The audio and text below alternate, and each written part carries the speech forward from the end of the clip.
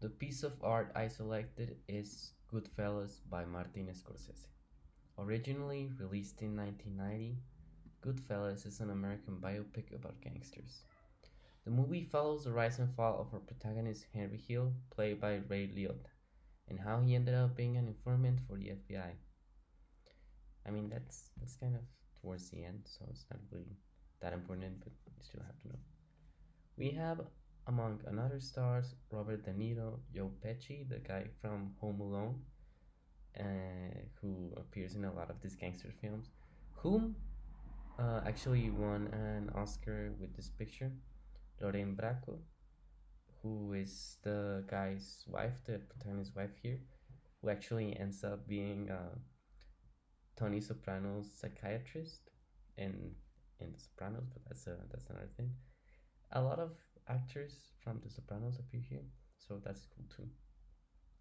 About our director Martin Scorsese. Here's our some interesting facts. As a child, he suffered from asthma, disease that kept him mostly indoors, and with nothing else to do, he started watching a lot of movies, and this built his passion for cinema. Sometimes he used actual retired criminals for his movies.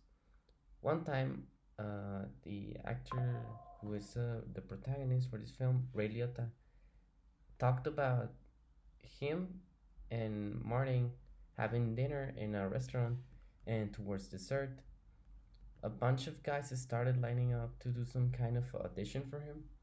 So here's the funny and scary part is that they were all real life wise guys, but they wouldn't admit it and talk about their stories in third person. Something like it was like, uh, I knew a guy who did this, I knew a guy who did that, but they were talking about themselves. So I think that's pretty scary, but also pretty cool. The thing that is so special about this piece is that it's a biopic, and although as of all biopics, it isn't 100% accurate, we can say that it sure left its mark in cinema, and it was nominated to a bunch of awards and won some of them. It has a great cast, a great director, and it's always a great watch. As I previously said, the story is based on a true story, and it first started as a non fictional novel released in 1985. The novel was called Wise Guy, and it was written by Italian American author Nicolas Pileggi. The story behind how the director stumbled across the novel was something like this. Scorsese was reading the New York Times and stumbled upon a review of the novel, which was not set to release in stores at the time. But since the review was so good that same day he made a few calls and got himself a copy. After he read the novel a few days later, he went to the apartment of the author, Pileggi, and Pileggi said that he would have never imagined any other director but him for the job. Despite a few bumps along the way, because of time management with other films, the movie was delayed, and it may have never had released.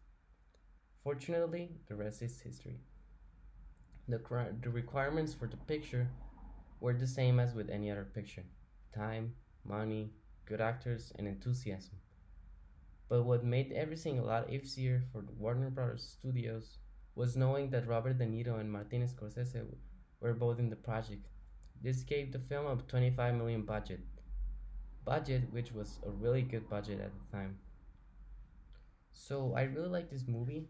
The actors, the scenes, the food shown that always makes me hungry, the ambience, the overall vibes makes me feel like I'm watching a great film, a classic. And what was most interesting to me the first time I watched it was knowing that this stuff shown in the movie used to happen. And my final reflection, is that I feel like as a society, especially much younger people like me, we romanticize being gangsters, like with this film and with Scarface and the songs and the movies. It only changes format.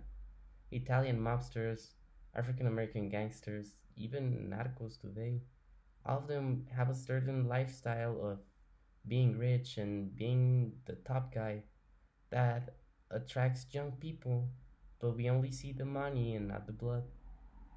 Yet here I am consuming media about them, which sometimes makes me feel like a hypocrite. But I know that this is mostly fiction, and going in that path for young people like me never ends up being something good. So, yeah, we better watch what we teach young people before making them make dumb stuff.